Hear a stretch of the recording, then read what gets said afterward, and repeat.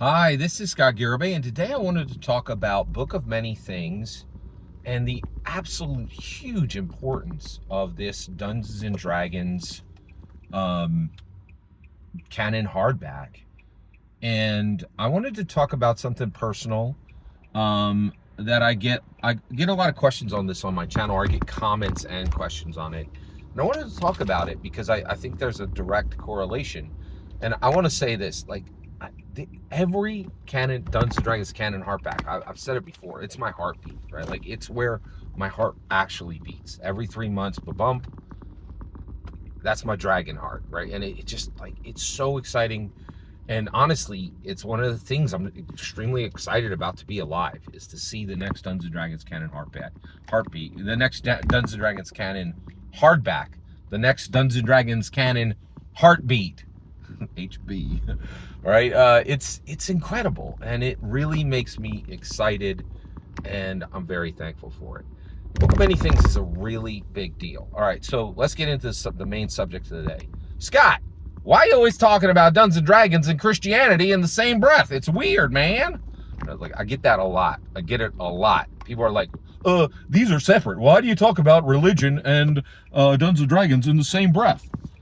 Because, man, oh man, do they overlap, right?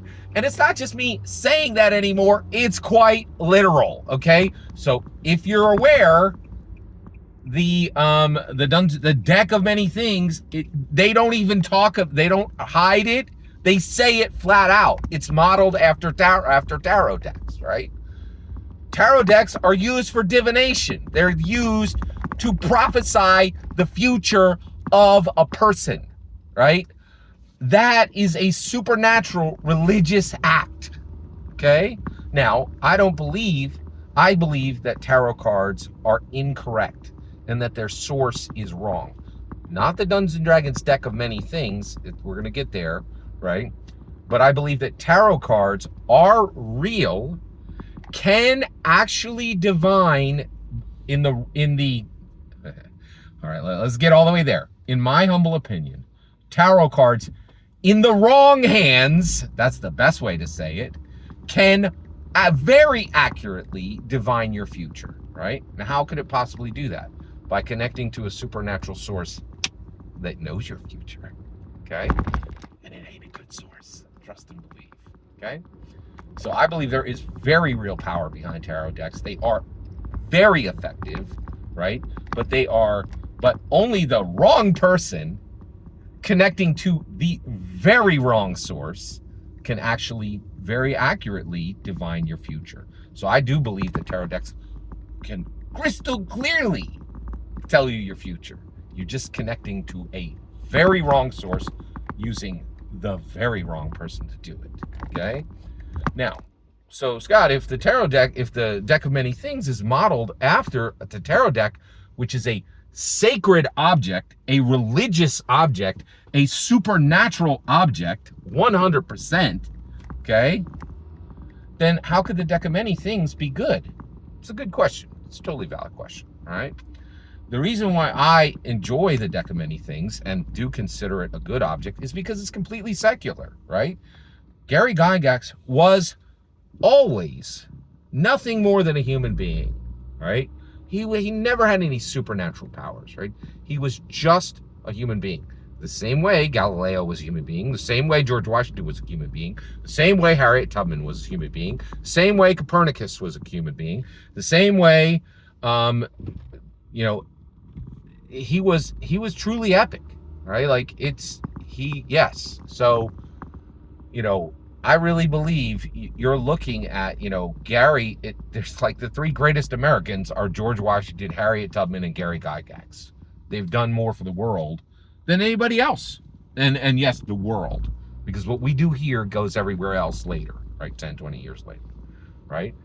And the reality is they are clearly modeling a sacred object with the deck of many things, but it's not connected to a bad source. And the right person can use the deck of many things to produce a random result or an inspiring result, right? Not a literally supernatural result. And I think tarot decks actually do produce an extremely powerful an extremely accurate supernatural effect, right? Okay, so, or that's my humble opinion, right? But the deck of many things is a secular object that models a sacred object, okay? And that's okay. There are many scholars that used all of the amazing things that we Christians did to keep the Bible preserved for millennia. They used exactly the same, you know, all great writers looked at. I don't think there's a writer on this planet that hasn't read the Bible. You'd be a fool. You'd be a fool, right? And so the deck of many things is really the best way to think of it.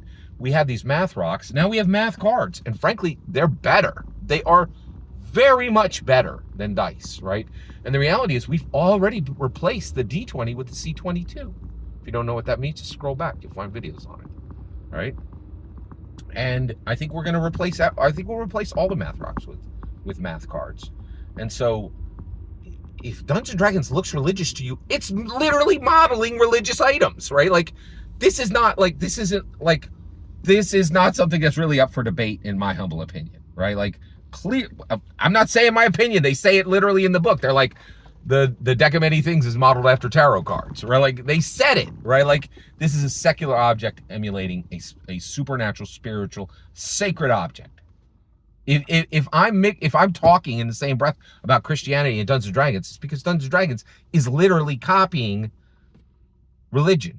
That's why they use the word canon, right? Because they're like, this is important. It's important from a secular perspective. Every single word you just heard is my humble opinion. The important part is when I hear your humble opinion. When you get in the comments and send your traffic. Please consider liking, subscribing, and have a fetch millennium.